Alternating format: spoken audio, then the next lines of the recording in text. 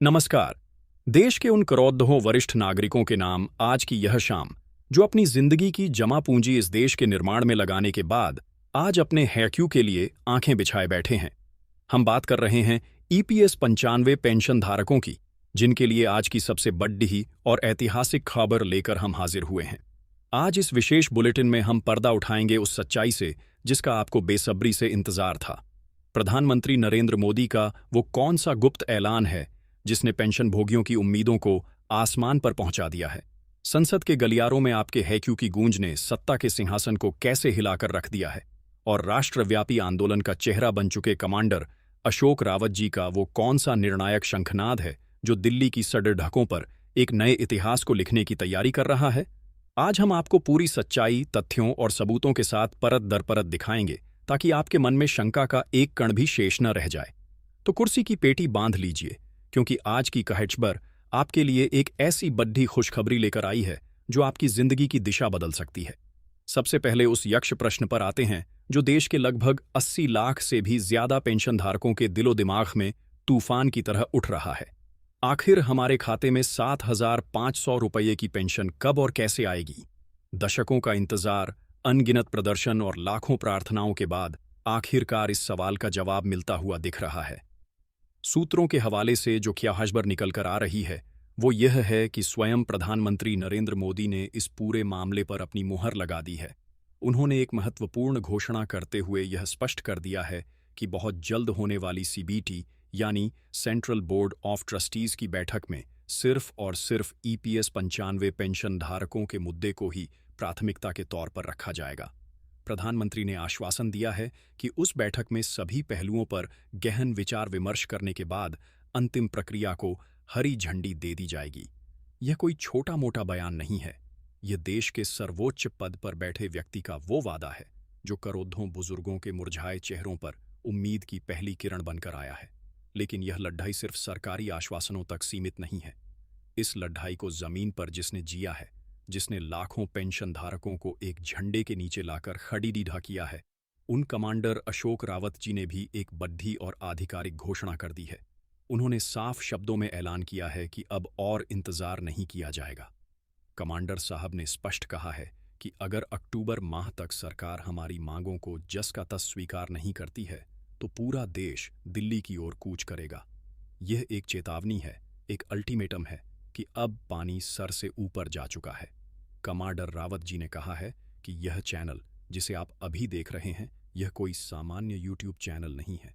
यह आप सबकी आवाज़ है। यह कमांडर साहब का अपना मंच है, जिसे सिर्फ और सिर्फ इसलिए बनाया गया है ताकि देश के कोने कोने में बैठे हर पेंशन धारक तक सीधी और सच्ची जानकारी पहुंचाई जा सके। जब दिल्ली चलने का आह्वान होगा, जब किसी बड़े आंदोलन की रूपरेखा बनेगी, या जब सोशल मीडिया पर कोई बड़ा कैंपेन चलाना होगा, तो उसकी सूचना आपको सबसे पहले इसी चैनल के माध्यम से दी जाएगी। उन्होंने जोर देकर कहा है कि यह चैनल उनका है, वही इसे संचालित करते हैं, और हम सब सिर्फ कर्मचारी हैं जो उनकी इस मुहिम को आप तक पहुंचाने का काम कर रहे हैं।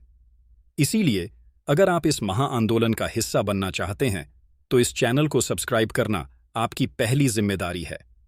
अब बात करते हैं उन मांगों की जिन्होंने इस पूरे आंदोलन को जन्म दिया। यह सिर्फ पेंशन बढ़ाने की लड़ाई नहीं है, यह सम्मान और स्वाभिमान की लड़ाई है। आज की तारीख में 1,000 रुपये की मामूली पेंशन पर गुजारा करना किसी क्रूर मजाक से कम नहीं है।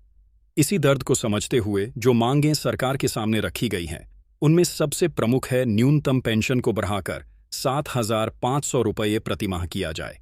इसके साथ ही बढ़ती महंगाई से राहत देने के लिए इस पर महंगाई भत्ता यानी डीए भी जोड़ा जाए। सिर्फ इतना ही नहीं, बुढ़ापे में सबसे बड़ी जरूरत होती है स्वास्थ्य सेवाओं की। इसीलिए सभी पेंशनधारकों और उनके जीवन साथी को मुफ्त चिकित्सा सुविधाएं उपलब्ध कराने की भी पुरजोर मांग की गई है। इन मांगों को लेकर जो ताज़ा जानकारी निकल कर आई है वह बेहद सकारात्मक है। अब हम आपको उस दस्तावेज की ओर ले चलते हैं जो इस पूरी कहकशां की आत्मा है। हमारी टीम के हाथ एक ऐसी कहकशां लगी है जो इस बात की पुष्टि करती है कि आपकी जीत अब दरवाजे पर दस्तक दे रही है। जैसा कि आप अपनी स्क्रीन पर देख सकते हैं, पहले ही कॉलम में साफ साफ लिखा है कि ईपीएफओ ने न्यूनतम ईपीएस पेंशन को 7,500 रुपये प्रति माह करने का प्रस्ताव दे दिया है। यह कोई हवाई बात नहीं है, यह एक आधिकारिक प्रस्ताव है जो अब सिर्फ अंतिम मंजूरी की प्रतीक्षा कर रहा है।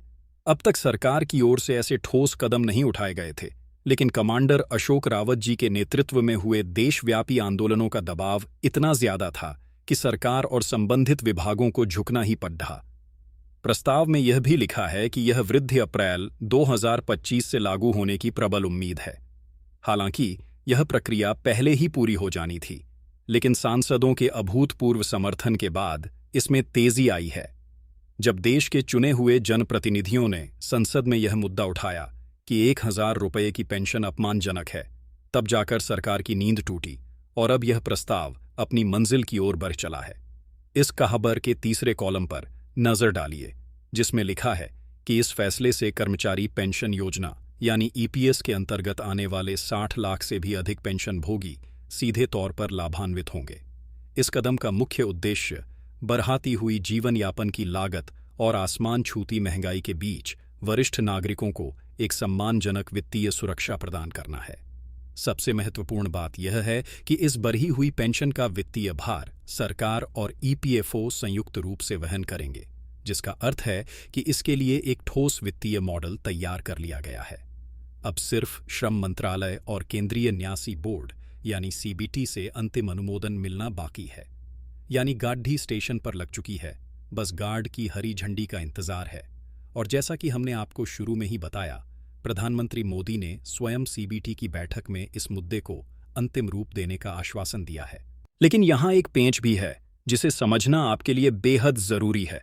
सरकार उन सभी कर्मचारियों के लिए एक समान नीति लागू करने के मूड में नहीं दिख रही है जिन्हें साल 2014 से अब तक सिर्फ 1000 रुपये ही मिल रहे थे।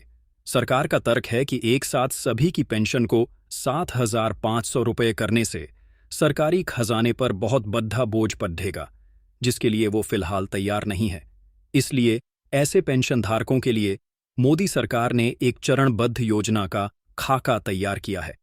इस योजना के मुताबिक पेंशन को धीरे धीरे बढ़ाया जाएगा। पहले चरण में इसे 1000 रुपये से बढ़ाकर 1200 रुपये किया जाएगा। इसके बाद अगले चरण में इसे 1500 रुपये तक पहुंचाया जाएगा और फिर धीरे धीरे इसे 2000 रुपये और उससे आगे ले जाने की योजना है। सरकार का यह मॉडल कुछ वैसा ही है जैसा लाडली बहना योजना में देखने को मिला था, जहां सहायता राशि को धीरे धीरे बढ़ाया गया था। लेकिन पेंशनधारकों के नायक कमांडर अशोक रावत जी ने सरकार के इस प्रस्ताव को सिरे से खारिज कर दिया है। उन्होंने 2 टूक शब्दों में कहा है कि हमें यह टुकद्दों में दी जाने वाली खैरात मंजूर नहीं है, हमें हमारा हक्कू चाहिए और वो भी एक बार में। उन्होंने ऐलान किया है कि हमें एक साथ 7500 रुपये की पेंशन चाहिए, इससे कम कुछ भी स्वीकार्य नहीं होगा। उन्होंने कहा कि इसके लिए चाहे हमें दिल्ली की सड़कों पर उतरना पड़े, देशव्यापी रेल रोको आंदोलन करना पड़े या फिर न्याय के लिए सुप्रीम कोर्ट का दरवाजा खटखटाना पड़े, हम हर कुर्बानी देने के लिए तैयार हैं। कहशबर तो यह भी है कि इसी मुद्दे को लेकर हाल ही में प्रधानमंत्री मोदी और कमांडर अशोक रावत जी के बीच एक मुलाकात भी हुई है। उस मुलाकात में क्या बात हुई, उसका पूरा वीडियो भी आपको जल्द ही इसी चैनल पर दिखाया जाएगा। इसीलिए हम बार बार आपसे कह रहे हैं कि इस चैनल के साथ जुड़े रहना आपके लिए कितना जरूरी है। अब बात संसद की, जहां लोकतंत्र की सबसे बड़ी पंचायत में आपकी आवाज गूंजी। यह भारतीय इतिहास में शायद पहली बार हो रहा है कि किसी एक मुद्दे को लेकर इतने सारे सांसद पार्टी लाइन से ऊपर उठकर आपके साथ खड़ी हैं। संसद भवन के अंदर वी वांट जस्टिस और पेंशन कर्मचारियों को न्याय दो जैसे नारे लगे। राहुल गांधी समेत विपक्ष के कई बड़े नेताओं ने सरकार को इस मुद्दे पर घेरा और पूछा कि आखिर आप देश के वरिष्ठ नागरिकों के साथ ऐसा सौतेला व्यवहार क्यों कर रहे हैं। इस पर सरकार की ओर से संसद में जवाब दिया गया कि हम विभिन्न विकल्पों पर विचार कर रहे हैं और बहुत जल्द 1000 रुपये की राशि को बढ़ाया जाएगा। लेकिन सरकार ने यह भी स्पष्ट कर दिया कि वो एक साथ 7500 रुपये नहीं बढ़ाएगी। यहीं पर सरकार और पेंशनधारकों के बीच टकराव की स्थिति बन गई है।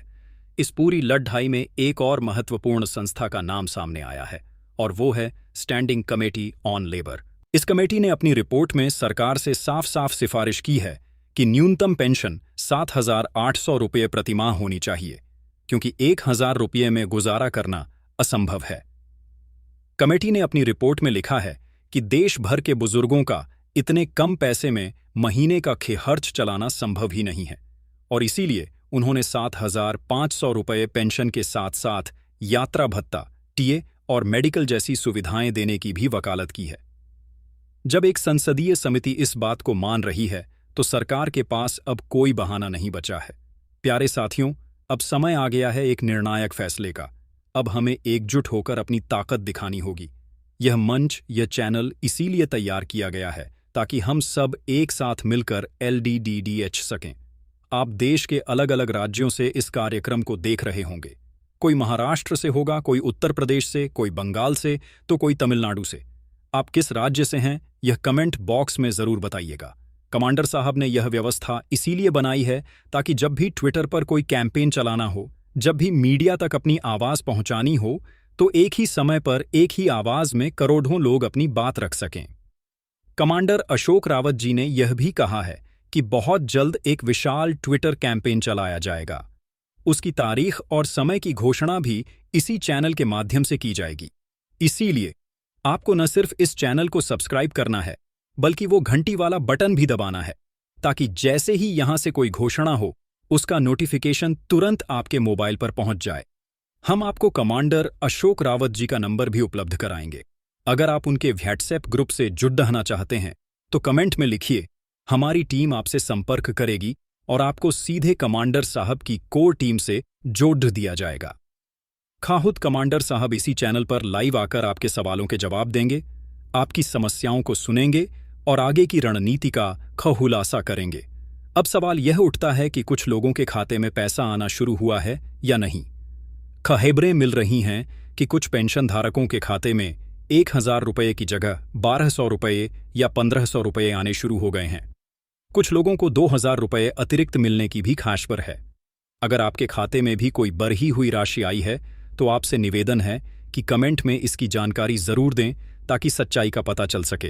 अंत में मैं बस इतना ही कहना चाहूंगा कि यह लड़ाई अब अपने अंतिम दौर में है। एक तरफ सरकार का चरणबद्ध तरीके से पेंशन बढ़ाने का प्रस्ताव है और दूसरी तरफ कमांडर अशोक रावत जी के नेतृत्व में एकमुश्त 7,500 रुपये की मांग पर अड्ढे करोड़ों पेंशन धारक हैं। जीत उसी की होगी जो संगठित रहेगा, जो आवाज उठाएगा। यह चैनल कमांडर साहब का है और इसका एकमात्र उद्देश्य आप सभी को एक मंच पर लाना है। आपकी ताकत आपकी संख्या में है। जितनी ज्यादा संख्या में आप इस चैनल से जुड़ेंगे, सरकार पर दबाव उतना ही ज्यादा बढ़ेगा। तो अब फैसला आपके हाथ में है। क्या आप चाहते हैं कि आपको 7,500 रुपये की सम्मानजनक पेंशन मिले? क्या आप सरकार की टुकड़ों में दी जाने वाली पेशकश को स्वीकार करते हैं? आपकी राय क्या है? हमारी अगली रणनीति क्या होनी चाहिए? यह सब कुछ आप कमेंट में जरूर बताइए। आपके हर एक कमेंट को PRH कर कमांडर साहब तक पहुंचाया जाएगा। तो मिलते हैं अगले बुलेटिन में एक और बड़ी खबर के साथ। तब तक के लिए चैनल को सब्सक्राइब करके घंटी का बटन दबाना मत भूलिएगा। जय हिंद, जय भारत।